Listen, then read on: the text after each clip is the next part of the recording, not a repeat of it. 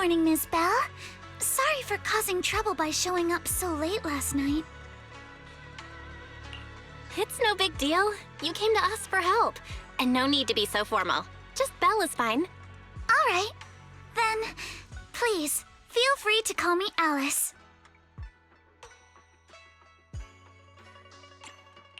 You seem a little tired. Did the thought of what you saw outside last night keep you up? Not at all. Having all of you nearby made me feel quite safe. It's just, the scrolls hanging in the room were all tilted by 2 to 10 degrees, and when I was about to sleep after fixing them, I noticed that the 2 vases by the bed didn't match. Sorry, you have to see this side of me. This nitpicky habit of mine is a disgrace to my family's name. Oh, no, it's not that bad. Swabian Temple just lives up to its name. Thank you for understanding. By the way, about that thing I saw outside my window last night, if you don't mind, I'd like to hear your thoughts. Why don't we take a look around the lower floor of your building first?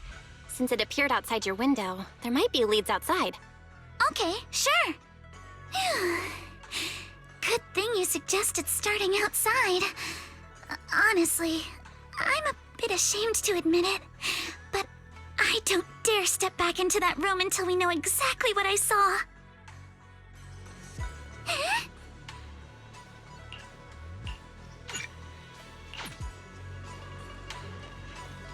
Alice, let's talk about last night. You said you heard a soft thump followed by a loud bang?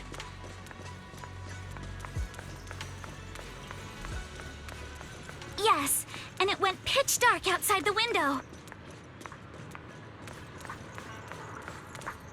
I pulled back the curtains and saw large slanted shadows, and there was a glowing skeleton stuck between the shadows and the glass.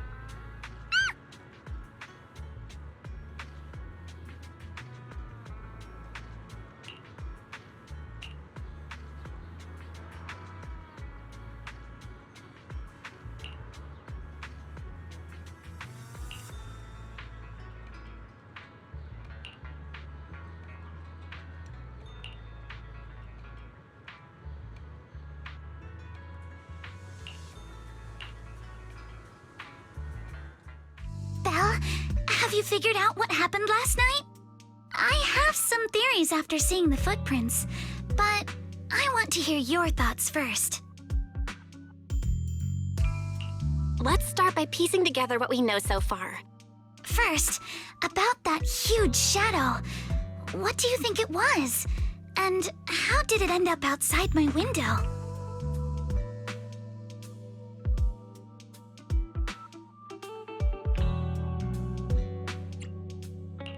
It was probably from cargo hanging on the tower crane.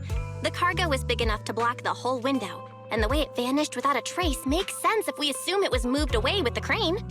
You mentioned hearing a soft thump before the shadow appeared. One of the ropes holding the cargo probably snapped, causing the load to tilt and bump against your window. Yes, that's what I figured too. Thinking back, the reason I was so certain that it was tilted exactly 22 degrees was because there was a shipping label on the crate. But let's just assume for a moment that it was. Then, what do you think made it fall to the ground?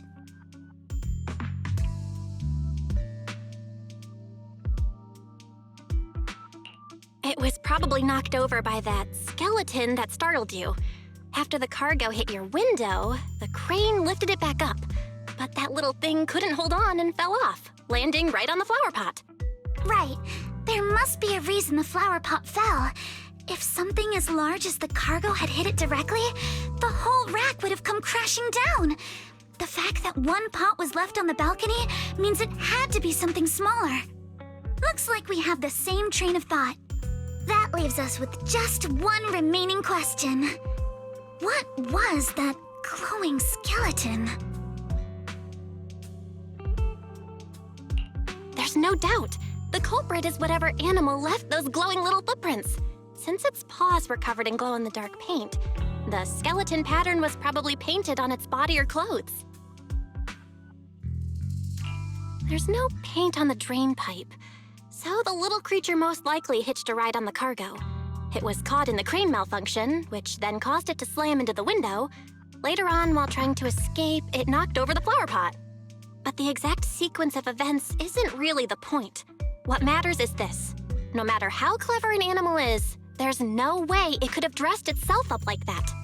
Which means someone deliberately used it to pull a prank on me. That's going too far.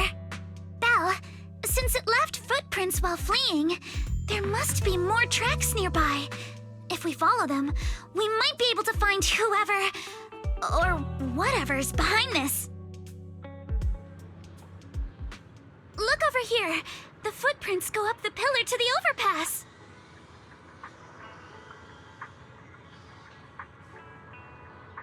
Let's follow them and check it out.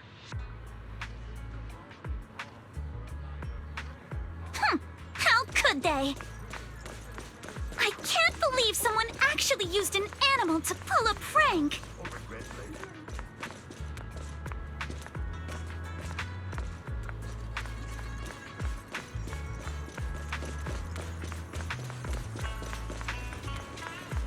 The footprints stop here. Did it jump off? Let's go down and take a look. Heart rate of the client increased to 120 BPM. Here is a proverb. A cornered rabbit will bite. Barry, you're not helping. Huh? The footprints disappear here. Uh-oh, the footprints are all jumbled here. Where could it have gone? Huh? There it is! Don't let it get away! Hey! There! You ran into that stone! So you were behind yesterday's pranks! The real culprit. Manitou? What? Yuzuha, visitors. Coming! What can I get for you? Huh?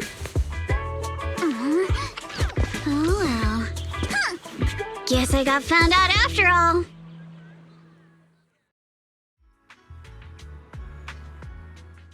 Miss, what you just said, may I assume that you're the owner of this tanuki? His full name is Kamanosuke, but we call him Kama. Uh-huh. What I mean is, he's not just this tanuki. He has a name. And I'm not Kama's owner. We're just partners. Kama is free to do as he pleases. Excuse me for being presumptuous.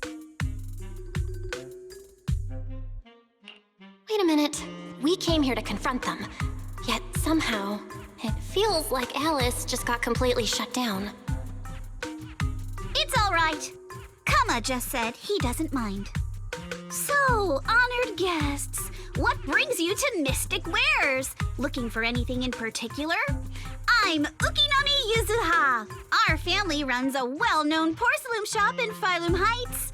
We carry all kinds of goods, and any purchase of a second item comes with a 1% discount. All right. Thank you very much. No, wait. We're not here to shop. Miss Ukinami, we don't even know each other. And yet last night, you and your partner played a prank on me that caused me a lot of trouble. Huh? That's a bit of a shock. I thought you'd really appreciate Kama's way of returning the favor. Returning the favor? Sorry, I don't quite follow what you mean. How could you not understand? You were clearly the ones who started the prank in the first place. Porcelumex previously stated they'd thoroughly investigate the safety hazards and give the people of Waifei Peninsula a proper explanation of the accident. Yet somehow they let an unqualified little girl sneak into a team of so-called experts. That's quite the prank if you ask me.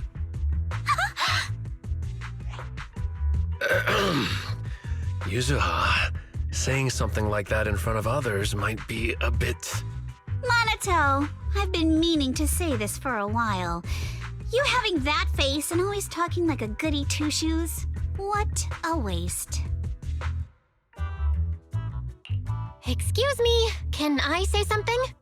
Porcelumex brought in the inspection team just for show. Of course, people are going to feel outraged. It's just that even with so many well-known experts on the investigation team, none dared to defy Porcelumex.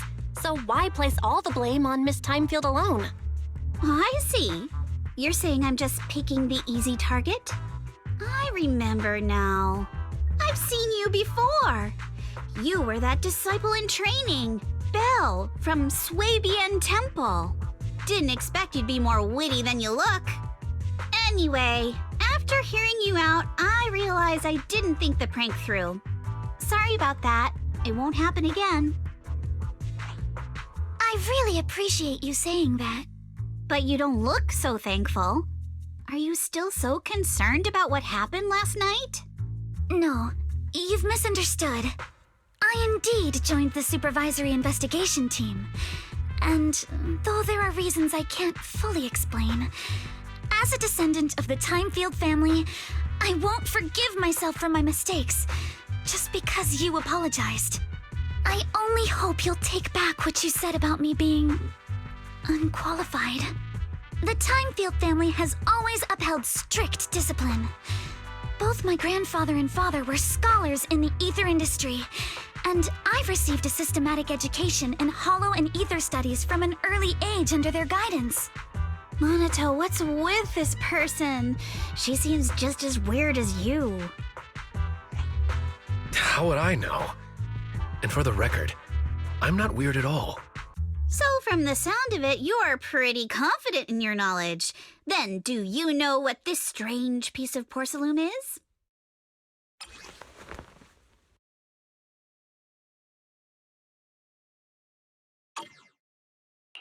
This looks more like a shard of some kind of device rather than porcelain. Also, was it my imagination? Or did I suddenly sense an unpleasant aura coming from it? Something similar to the presence of a sacrifice. Oh, that's a shard of a large obscura. Obscura? Yes, an obscura is a type of experimental reactor vessel made with high-purity porcelain as its outer shell. Due to the unique properties of porcelain, when etheric matter is placed inside Obscura, it can slowly come into contact with the air. This allows researchers to observe how ether behaves once it leaves a hollow.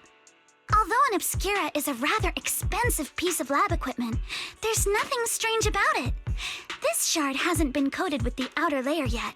It was probably damaged during manufacturing. Damaged during manufacturing?